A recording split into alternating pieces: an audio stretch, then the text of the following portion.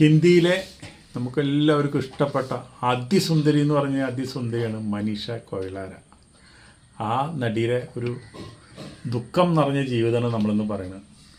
2014 മനീഷ കൊയിലാര ശരിക്കും പറഞ്ഞു കഴിഞ്ഞാൽ ക്യാൻസർ ആണെന്നുള്ളത് നമ്മുടെ സമൂഹത്തിനോട് പറഞ്ഞത്. അതും സ്റ്റേജ് 4 ക്യാൻസറാണ്, അണ്ഡാശയ ക്യാൻസറാണ് വന്നത്. അതേ തുടർന്ന് നേരിട്ട് അമേരിക്കയിലേക്ക് പോയി അമേരിക്കയിൽ ചികിത്സിക്കാൻ പോയി. അവിടെ പോയി ചികിത്സയും സർജറിയും കീമോയും ഒക്കെ കഴിഞ്ഞ് രോഗം പൂർണ്ണമായിട്ട് മാറി എന്ന് പറഞ്ഞുകൊണ്ടാണ് നടി വീണ്ടും സിനിമാ ഫീൽഡിലേക്ക് വന്നതോട് കൂടിയിട്ട് കുറച്ച് സെലക്റ്റീവായിട്ട് കുറച്ച് പടങ്ങളിൽ അഭിനയിക്കാൻ തുടങ്ങി. അതുപോലെ തന്നെ വെബ് സീരീസിൽ അഭിനയിക്കാൻ തുടങ്ങി. വളരെ സെലക്റ്റീവായിട്ട് ചെയ്തതെന്ന് വെച്ചാലും ഈ ഫുൾ ടൈം വർക്ക് ഇല്ലാണ്ടായി. ഈ ക്യാൻസർ വന്നതോടുകൂടി ഈ നടി ഒരുപാട് പഠിച്ചു, ഒരുപാട് ദുഃഖങ്ങൾ അനുഭവിച്ചു, ഒരുപാട് വേദന എന്താണെന്ന് അനുഭവിച്ചു. ഒരു ക്യാൻസർ രോഗി എന്തൊക്കെ കഷ്ടപ്പാടിലൂടെയാണ് കടന്നുപോയെന്ന് മനസ്സിലായി. അതോടുകൂടി തന്നെ ഇന്നസെൻറ്റിൻ്റെ പോലെ ഒരു പുസ്തകം എഴുതി. അതാണല്ലോ അനുഭവമാണ് എല്ലാവരും ഗുരു. ആ ഗുരുവാണ് ഈ പുസ്തകം എഴുതാനായിട്ട്. നമ്മളൊക്കെ ഒരു എഴുത്തുകാരനാവണമെന്നൊന്നുമില്ല. അത് നമുക്കുണ്ടാവുന്ന ബുദ്ധിമുട്ടുകളും വിഷമങ്ങളും മാത്രം കുറിച്ചിട്ടാൽ തന്നെ അത് വലിയൊരു സംഭവമാണ്.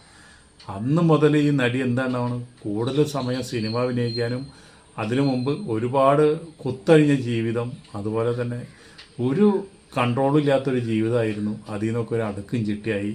അതുപോലെ തന്നെ ഈ നടി ക്യാൻസർ രോഗികൾക്ക് വേണ്ടിയിട്ട് ചാരിറ്റി ചെയ്യാൻ തുടങ്ങി. അതിനൊക്കെ ഒരു ക്യാൻസർ വരേണ്ട വന്നു.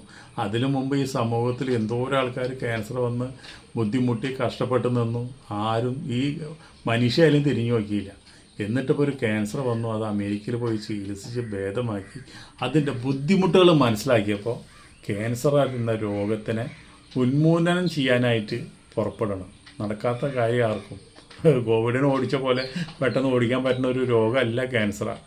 ക്യാൻസറാന്ന് പറഞ്ഞു കഴിഞ്ഞാൽ അത് നമ്മുടെ ശരീരത്തിൽ ചിലപ്പോൾ നമ്മുടെ പാരമ്പര്യമായിട്ട് കിട്ടാം, അല്ലെങ്കിൽ നമ്മുടെ ശരീരത്തിൽ നമ്മൾ ആവശ്യമില്ലാത്ത തരം ഭക്ഷണങ്ങൾ കഴിക്കുക, ഉറക്കമില്ലാണ്ടിരിക്കുക, ടെൻഷൻ അടിക്കുക, അതുപോലെ തന്നെ BP വരിക, കൊളസ്ട്രോൾ വരിക. ഇതിൽ നിന്നൊക്കെ നമുക്ക് കിട്ടുന്ന ഒരു രോഗമാണ്, അവസാനം കിട്ടുന്ന ഒരു രോഗമാണ് ഈ ക്യാൻസറാന്ന് പറയുന്നത്. അപ്പോൾ അതോട് കൂടിയിട്ട് പിന്നെ ഈ മനുഷ്യ ആകെ മാറി. മനുഷ്യരെ ഫേസ് ആകെ മാറി. ഇഷ്ടപ്പെട്ട് ഉണ്ടാകുന്ന മുടി എടുത്ത് കളഞ്ഞു. അത് കഴിഞ്ഞ് പിന്നെ ടോപ്പ് വെച്ചു.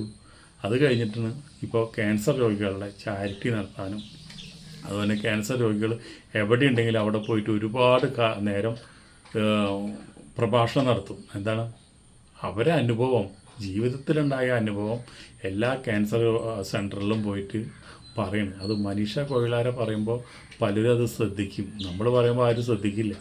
അവർ പറയുമ്പോൾ അവർ ക്യാൻസർ വന്ന രോഗിയായിരുന്നു, ക്യാൻസറിൽ നിന്ന് മുക്തി നേടിയ ആളാണ്. അപ്പോൾ ഇനി എങ്ങനെയൊക്കെയാണ് ഒരു ക്യാൻസർ രോഗി ശുശ്രൂഷിക്കേണ്ടതെന്നും ക്യാൻസർ വരാണ്ട് എങ്ങനെയൊക്കെ നമ്മുടെ ശരീരം സൂക്ഷിക്കാമെന്നും അതൊക്കെ ഇനി മനീഷ പറഞ്ഞു കൊടുക്കുന്നത്. അതും ലക്ഷങ്ങളും കോടികളും മേടിക്കുന്ന നടിയാണ്. ആ നടി കോടികൾ വേണ്ടാന്ന് വെച്ചിട്ടാണ് ക്യാൻസർ രോഗികൾക്ക് വേണ്ടിയിട്ട് പുസ്തകം എഴുതണം, ചാരിറ്റി നടത്തണം, അവർക്ക് വേണ്ടി ബോധവൽക്കരണം ചെയ്യണം, അവരെ തളരാതെ ഒപ്പം പിടിച്ച് നിൽക്കണം. അങ്ങനെ വേണം നമ്മൾ ഈ ക്യാൻസർ വരാത്ത ആൾക്കാർ കൂടി അങ്ങനെ ചെയ്യണം നമ്മൾ പറയണത്. ക്യാൻസർ വന്ന അനുഭവം ഉണ്ടായിട്ടല്ല അതൊക്കെ ചെയ്യേണ്ടത്. ക്യാൻസർ രോഗികൾ അനുഭവിക്കുന്ന വിഷമങ്ങളും കഷ്ടപ്പാടുകളും നമ്മൾ ക്യാൻസർ വാർഡിൽ പോയിട്ട് നേരിട്ട് കാണണം.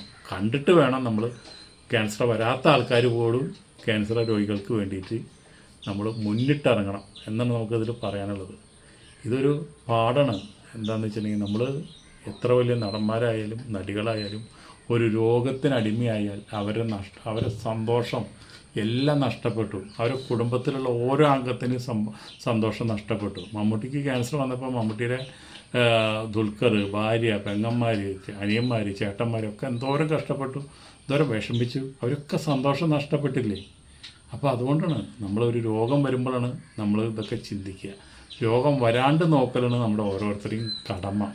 പക്ഷേ രോഗം വരാണ്ട് നോക്കാനായിട്ട് ആർക്കും കഴിയില്ല. ആർക്കും രോഗം വരും, എപ്പോൾ വേണമെങ്കിലും വരും.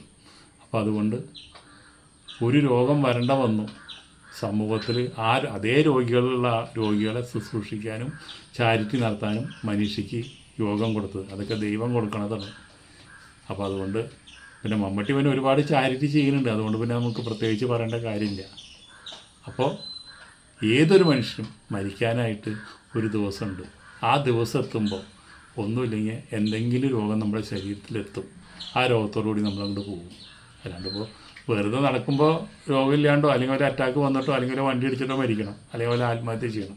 അതിനേക്കാളുപരി ദൈവം വിചാരിച്ച ഒരു ദിവസം അത് നമുക്ക് വരും. അപ്പോൾ എന്നാ മരിക്കുന്നത് ദൈവം നമ്മളോട് പറഞ്ഞാൽ മതി. അപ്പോൾ ഈ ബുദ്ധിമുട്ടൊന്നുമില്ല. അത് പറയില്ല, അതറിയില്ലല്ലോ. അപ്പോൾ അതുകൊണ്ടാണ് പറഞ്ഞത്, നമുക്ക് മേലെ ഒരു ശക്തിയുണ്ട്. ആ ശക്തിനെ മറന്ന് ഒരാളും ജീവിക്കരുത്. ഇത്ര പറഞ്ഞുകൊണ്ട് നമുക്ക് വീഡിയോയുടെ നിർത്താം. അടുത്ത വീഡിയോയിൽ ഭാഗ്യമുണ്ടെങ്കിൽ വീണ്ടും കാണാം.